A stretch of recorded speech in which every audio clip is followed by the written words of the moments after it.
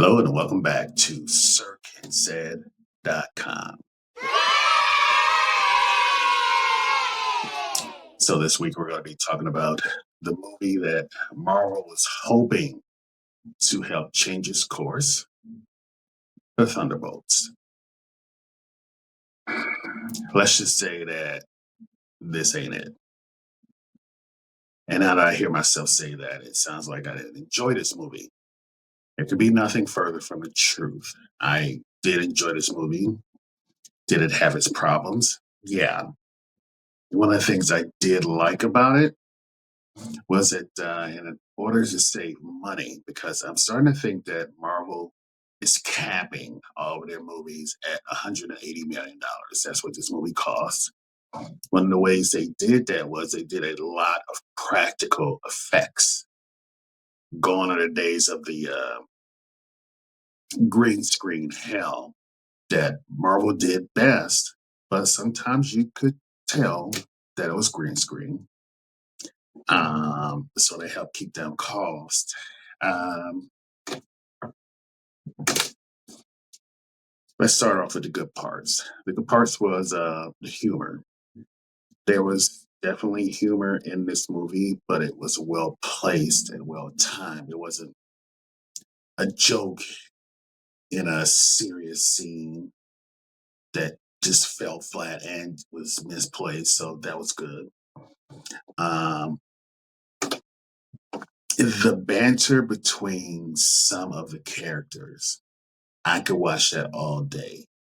Ghost and Yelena shitting on John Walker, Captain America at every turn was worth the price of admission, because they just bagged on that boy the entire movie, and he kind of had it coming. But also, speaking of John Walker,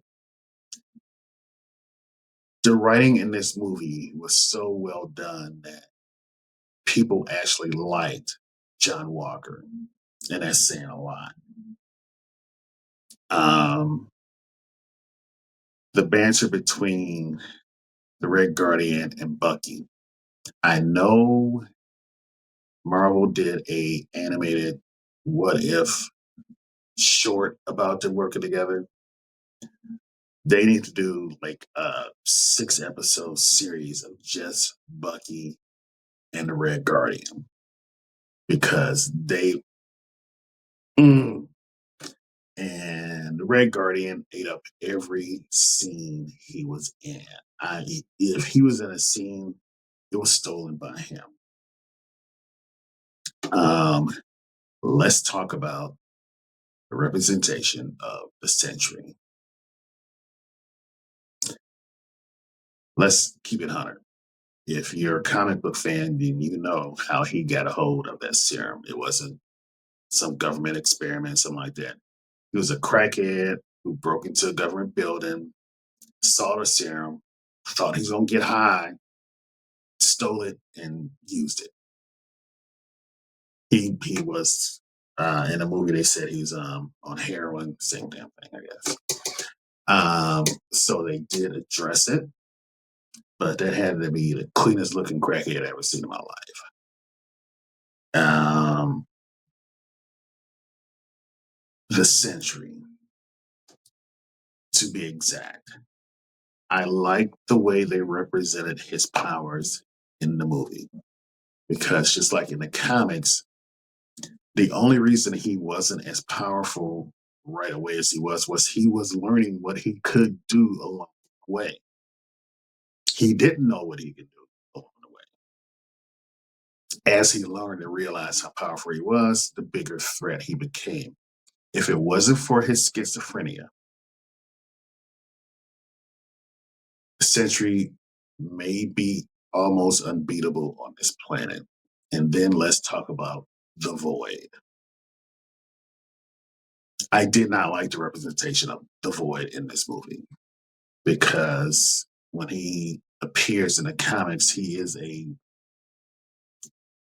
crab-like monstrosity energy form that kills.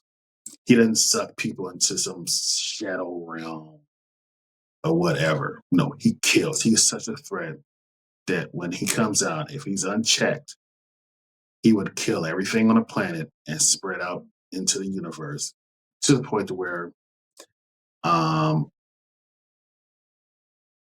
the cosmic entities would have to team up in order to stop him.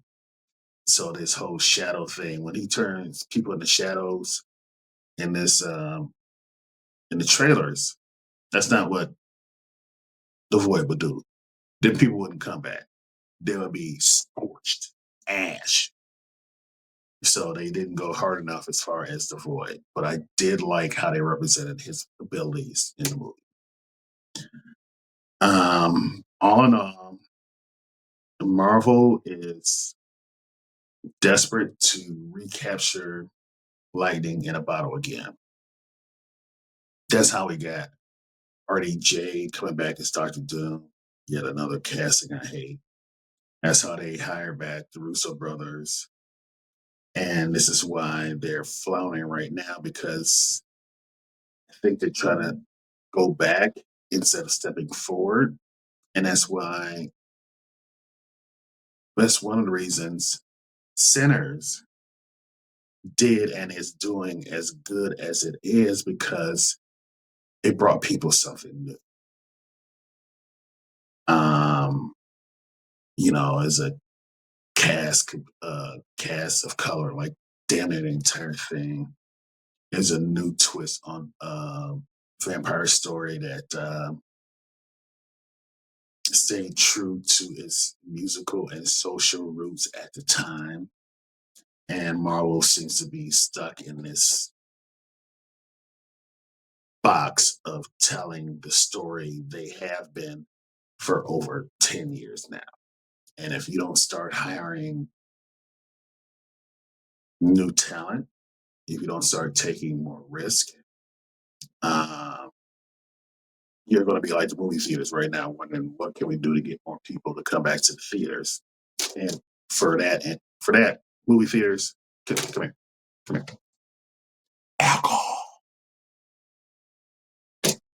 Oh, and kitchens, real kitchens. Not just microwave everything shit like real kitchens. Overall, did I enjoy the movie? Yes, I did.